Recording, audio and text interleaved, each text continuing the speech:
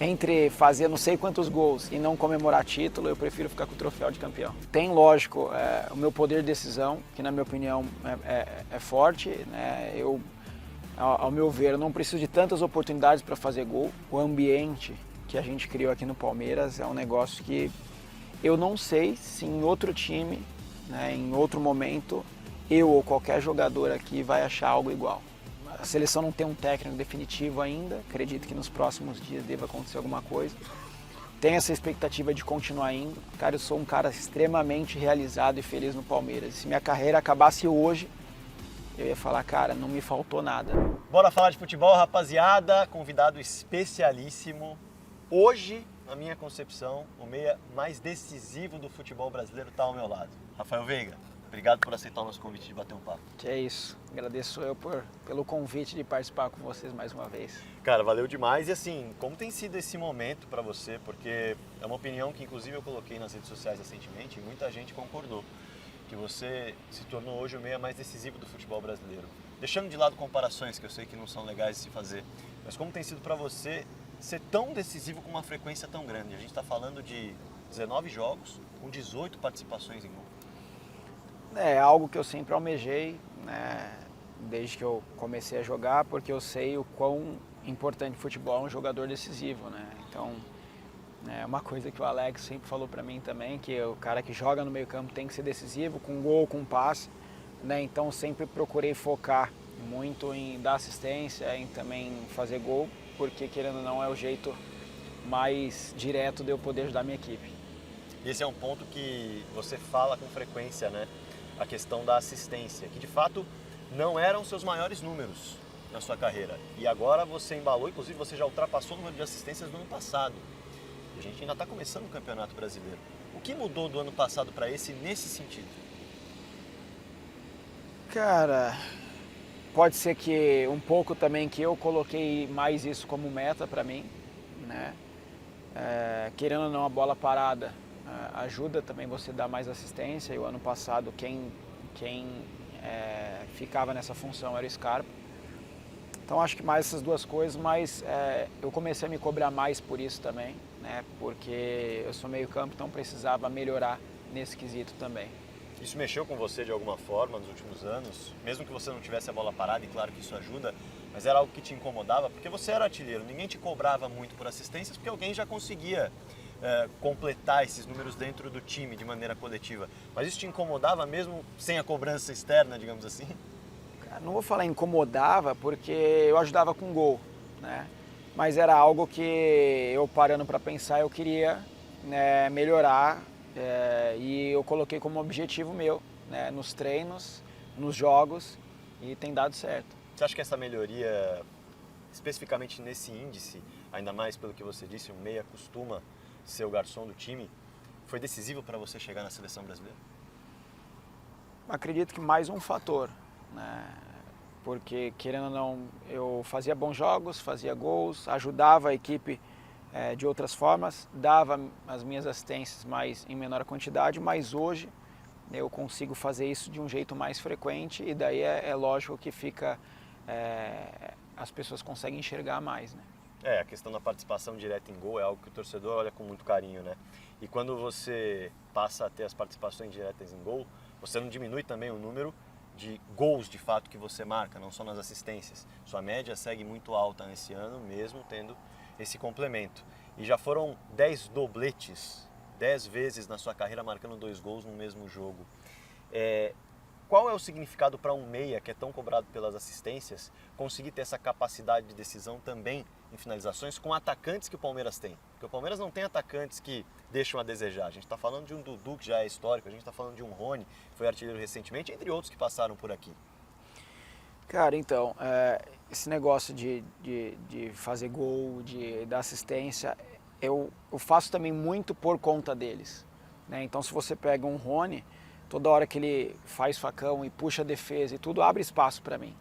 Então, eu tenho que também valorizar o trabalho deles, né, em função da equipe, lógico, mas que aparece o meu individual. O Rony ajuda muito, o Dudu com as jogadas dele, ajuda muito. Dudu é um cara que sempre deu muita assistência, né? O Arthur, você vê crescendo a cada jogo. Então, tem, lógico, o meu poder de decisão, que na minha opinião é forte, né? Ao meu ver, eu não preciso de tantas oportunidades para fazer gol, mas tem ajuda de todo mundo, né? Dos atacantes, para abrir espaço, para puxar a marcação, né? E daí sim eu consigo infiltrar, eu consigo ler os espaços para poder fazer os gols. Quando a gente observa os meias no futebol brasileiro, e hoje a gente vive um momento de muitos meias interessantes no futebol brasileiro, a gente tem Arrascaeta, a gente tem Teranza, a gente tem Paulo Henrique Ganso, Renato Augusto que está machucado agora, entre outros vários, Alan Patrick no Internacional. Tem você como o meia que mais finaliza no futebol brasileiro. O que o coletivo te entrega para você ser esse cara que finaliza tanto? Muita coisa, né? Eu procuro sempre focar na leitura dos espaços durante o jogo, né? E lógico, o nosso time, por conta do Abel e de toda a comissão, tem muitas movimentações que favorecem o meu jogo, né? Igual eu falei, Rony, Dudu, o Arthur, o pessoal da frente ali quando joga, entre outros jogadores, sempre tem movimentações que abrem espaço, né, para que eu possa fazer a minha jogada. E daí eu, por ser um cara muito objetivo, né, principalmente no último terço, ou com passe ou com finalização, né, eu tento muito, né, e daí é óbvio que vão sair os gols. E por você marcar tantos gols, você já empatou com o Dudu em gols no Allianz Parque. E agora? Na hora de dar um passe para ele ou finalizar? Vai passar pro Bachola ou vai passar ele na artilharia do Allianz Parque? Não, eu tenho vaidade zero com isso, de verdade. A gente fala, né, toda ali antes do jogo no vestiário que sempre quem tiver melhor posicionado tem que receber o passe. Então é isso, acho que é muito do jogo, assim, se der para eu chutar, eu vou chutar. Se ele tiver melhor posicionado, eu vou tocar sem dúvida para ele. E acredito que o contrário também é verdadeiro. E, cara, na verdade quem ganha com isso é o Palmeiras, a gente ganha títulos. Na real só quero ganhar. Quem vai fazer o gol, quem vai dar o passe, né? Lógico que eu quero fazer gol, eu quero dar o passe, mas entre fazer não sei quantos gols e não comemorar título, eu prefiro ficar com o troféu de campeão. Uma coisa que chamou muito a atenção dos torcedores nas redes sociais, eu fiz uma pergunta para você na zona mista do último jogo, em que o Palmeiras vence o Grêmio por 4-1, e você fala sobre a maturidade desse time e comenta algo muito interessante. Eu fiquei mais feliz pelos gols do Mike e do Luan do que pelos meus gols, por tudo que eles têm passado.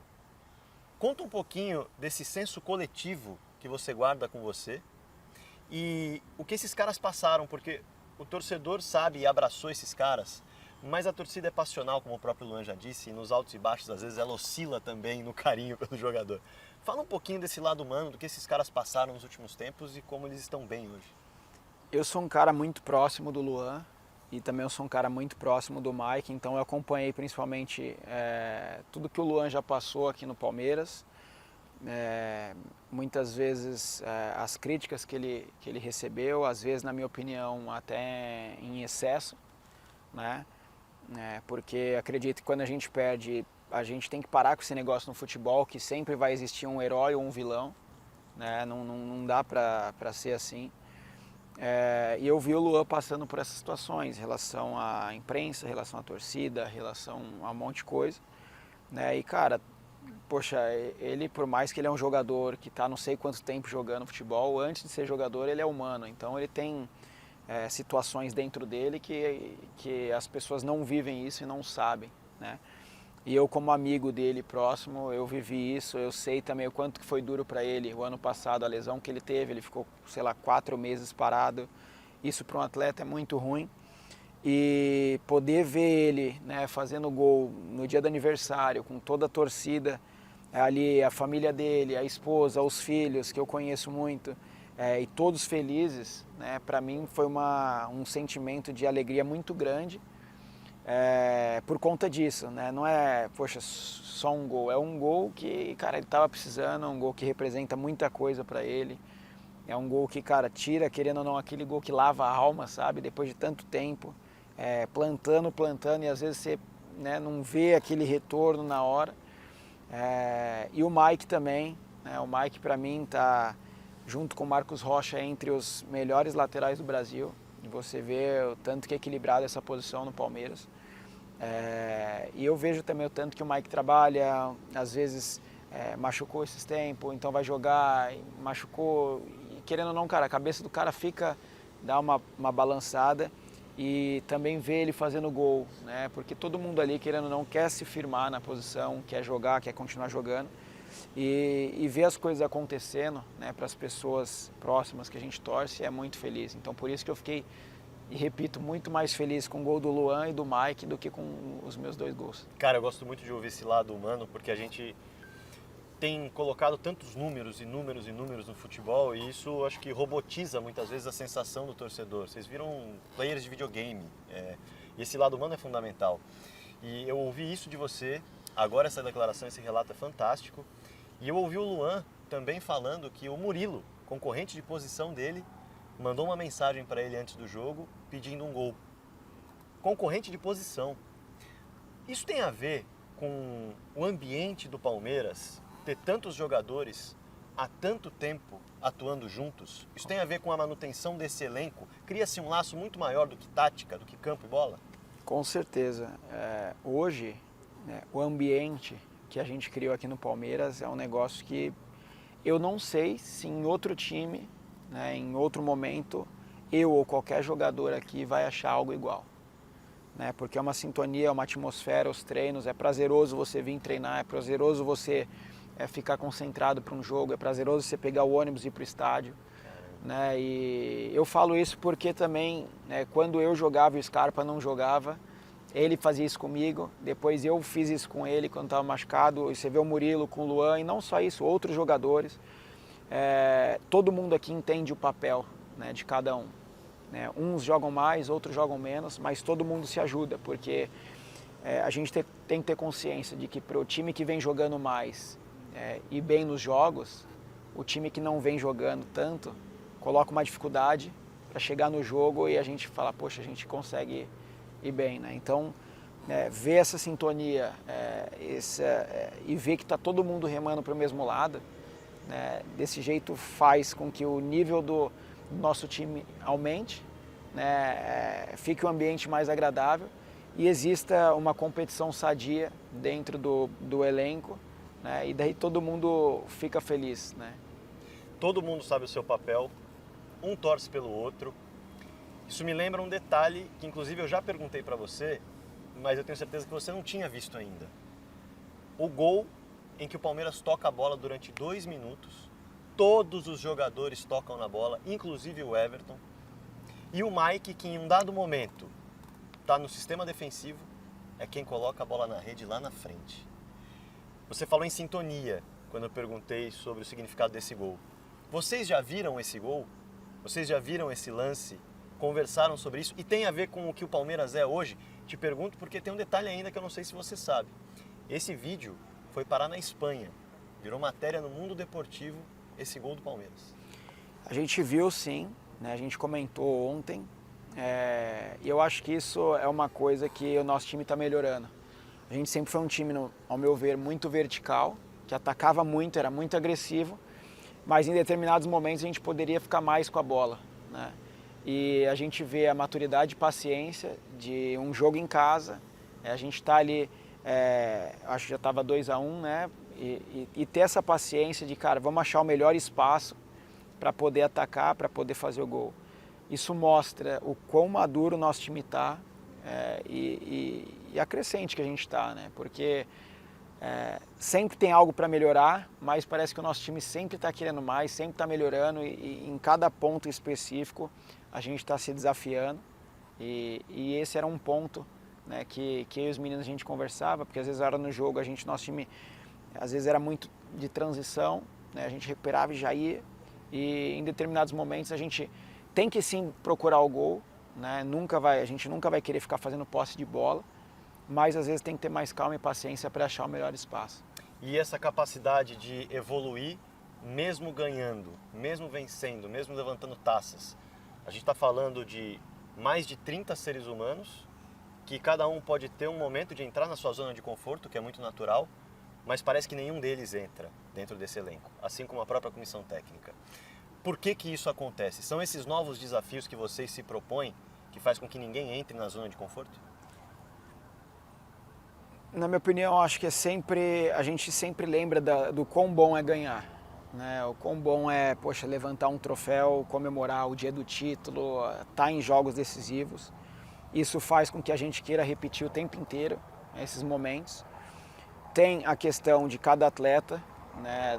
Daquele desejo de vencer de cada atleta, mas tem muito da comissão do Abel que sempre coloca ali para a gente buscar cada vez mais e frisa sempre que o passado já passou, foi bom, está na história, mas se a gente ficar olhando para trás, a gente vai perder o caminho da frente. Então, a gente é grato pelo que passou, mas a gente vai sempre buscar mais. Você falou em passado, né?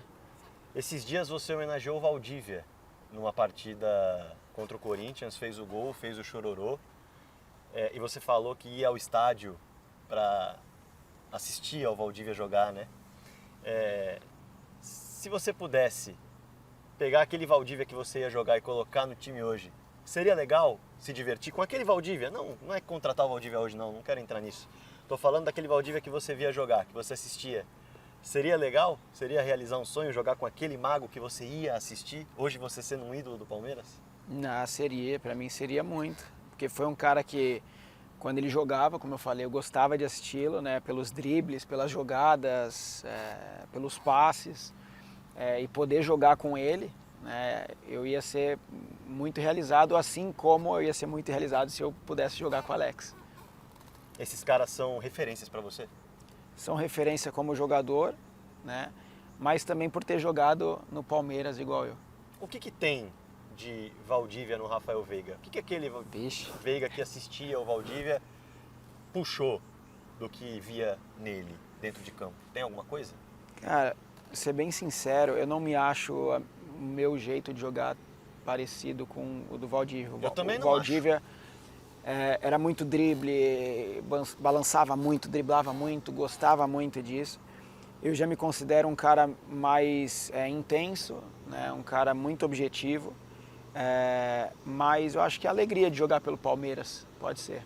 E do Alex? Tem alguma coisa que você fala, isso aqui tem um pouquinho do Alex, do que eu vi do Alex, a influência? Cara, eu sempre gostei muito do Alex pela chegada dele na área, né? Dele ser meia também e sempre fazer muitos gols. E tá chegando bastante na área, é algo que, lógico, em devidas proporções, mas é algo que eu procuro fazer também.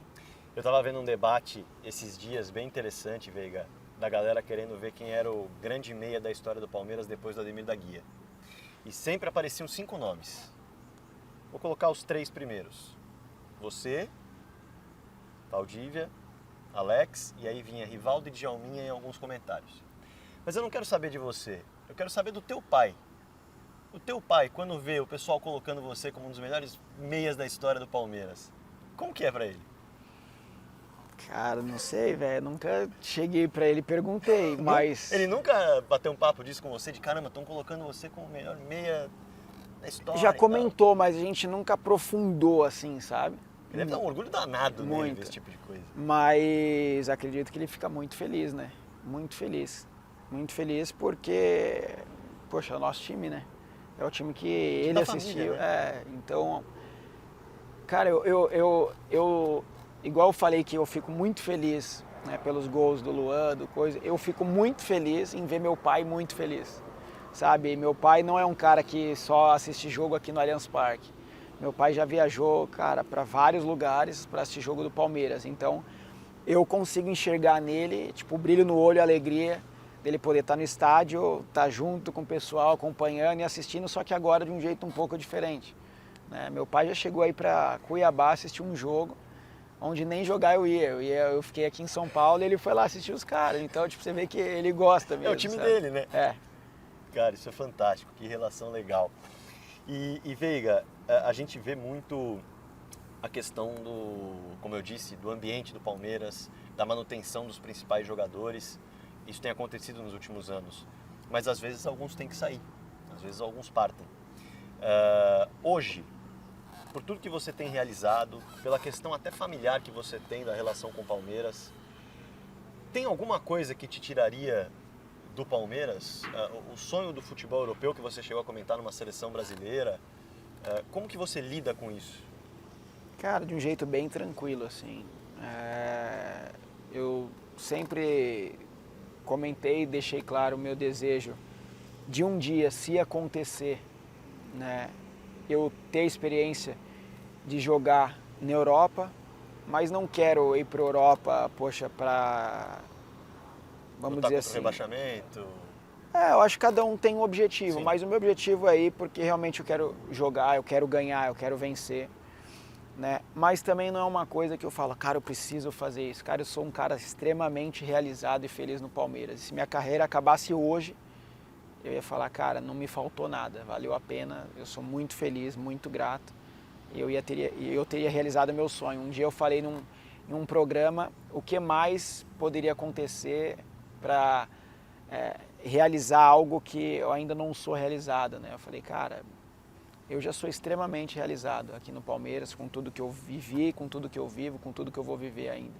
Então, se não acontecesse mais nada na minha vida, eu ia ser o cara mais feliz do mundo. Para fechar, novo ciclo de seleção brasileira começando. Você já foi convocado e ainda não tem um técnico no cargo. Duas coisas. Você, nesse momento, se vê no melhor momento da carreira para embalar uma série de convocações? E a segunda, se alguém convidasse o Abel para dividir o cargo entre Palmeiras e seleção, você ficaria contente? Rapaz, eu ia ficar contente porque eu conheço o Abel. Eu sei, né, poxa, o que ele pode entregar, né, o que ele fez dentro do Palmeiras, o ambiente que ele criou, o jeito que o nosso time joga. Eu ia ficar muito feliz, mas eu sei que isso não é possível, né? Então, a seleção não tem um técnico definitivo ainda. Acredito que nos próximos dias deva acontecer alguma coisa. Tenho essa expectativa de continuar indo, mas eu sei que isso é consequência do meu trabalho aqui no Palmeiras, que vou procurar continuar fazendo aquilo que eu tenho feito, que é treinar, me dedicar, aquela história toda, mas é algo que eu quero sim e gostaria de ver o Abel lá, mas eu sei que não é possível, então que as coisas aconteçam do jeito que tem que acontecer e eu esteja preparado para isso. E que esse teu sorriso no rosto de jogar e falar sobre o Palmeiras continue muito firme por muito tempo. Veiga, obrigado. Valeu pelo papo. Obrigado. Sucesso, tá? Valeu. Esse foi o Veiga com a gente.